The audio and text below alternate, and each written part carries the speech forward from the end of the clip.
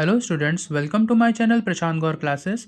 Student, जैसा कि आज क्लास 10th आईसीएससी का मैथ्स का पेपर था, तो मैं उसका सॉल्यूशन लेके आया हूँ। चलिए देखते हैं। तो first question, the given quadratic equation 3x² plus root 7x plus 2 equals to 0 has. तो जैसा कि इसमें हम पहले डिस्क्रिमिनेंट निकाल लेंगे, b² माइनस 4ac। तो आपको पता है यहाँ पे b क्या है, रूट 7 का होल स्क्वायर माइनस का 4 into 3 into 2। It means 7 minus 4 3 ज़ा 12, 12 2 ज़ा 24। सो 7 माइनस 24 आपका आ जाएगा, 24 में 4 गए 20 एंड 20 में 3 गए 17।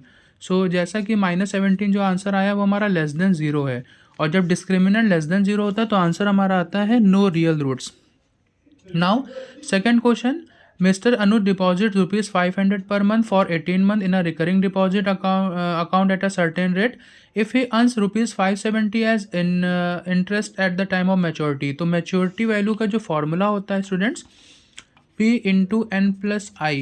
तो यहाँ जो प्रिंसिपल है वो है 500 into number of months is 18 and interest is 570।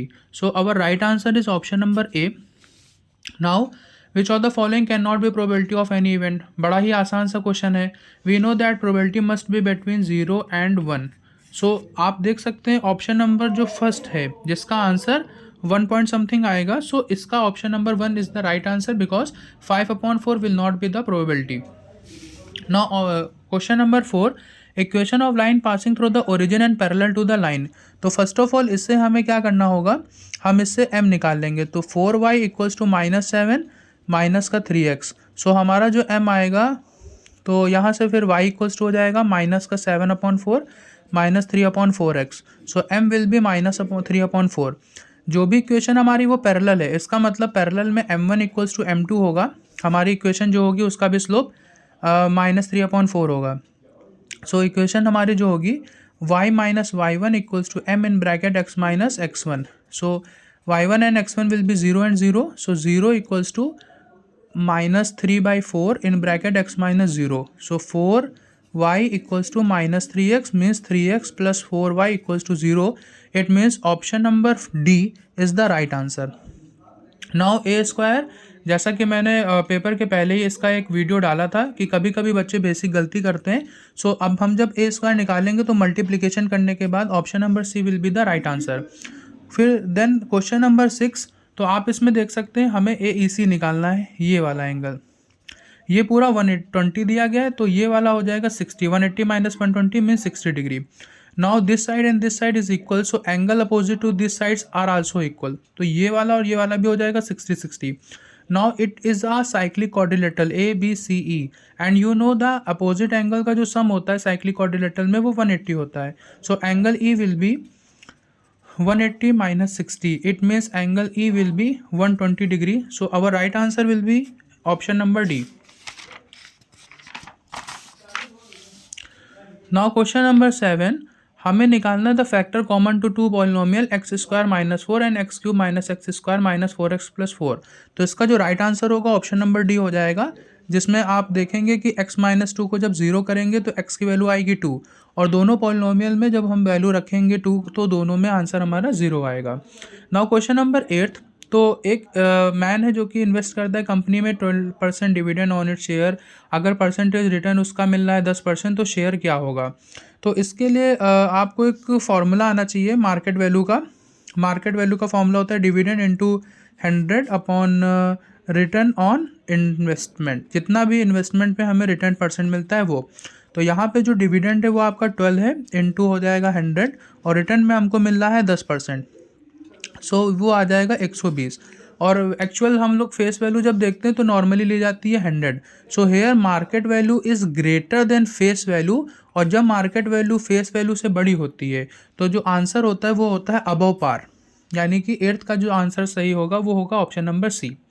Now question number 9, the point which is equidistant from three non-collinear point D, E, F, and the incenter of triangle is the point where the bisector of the angle intersect। सो इसका जो statement 1 और 2 दोनों ही सही हैं, तो इसका option number A will be the right answer. Now we will see the question number 10, sin² a plus sin a equals to 1 and cos 4a plus, बिल्कुल ही गलत है assertion. And reason 1 minus sine square equals to cos square है, बिल्कुल सही है. So A is false but R is true, यानी option number B is the right answer. Now question number 11 बड़ा ही इजी क्वेश्चन है. हमारे पास दोनों ही ट्रायंगल सिमिलर हैं, तो जब हम दोनों ही ट्रायंगल की जो साइड्स होंगे उनको निकालेंगे तो A B upon E F equals to B C upon F G equals to A C upon E G. So A B में जब हम रखेंगे यहाँ पे 15 अपॉन ई एफ में हम रखेंगे 75 एंड बी सी हमें दी गई है 3 एंड हमें एफ जी निकालनी, तो F G will be remain same. यहाँ पे हो जाएगा 5 और ये हो जाएगा 25, तो एफ जी की वैल्यू आ जाएगी 25, यानी option number C is the right answer. Now volume of two sphere and radii का ratio very easy.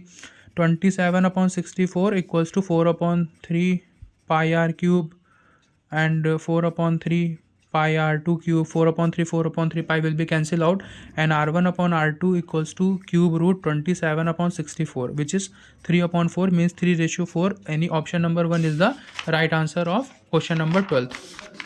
Now we will see question number 13.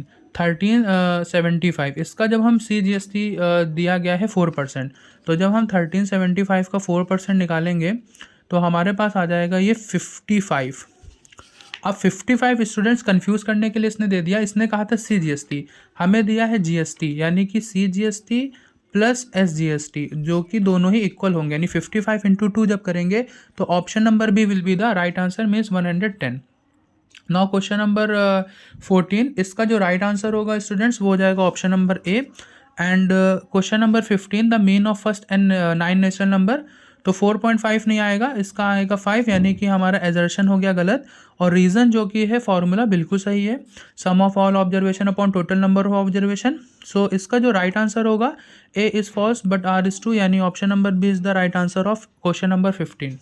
सो आप स्टूडेंट्स अपने मार्क्स बताइए नीचे कमेंट में. उम्मीद है आपको ये सॉल्यूशन अच्छा लगा होगा. So please like and comment and share my channel as much as possible. Thank you.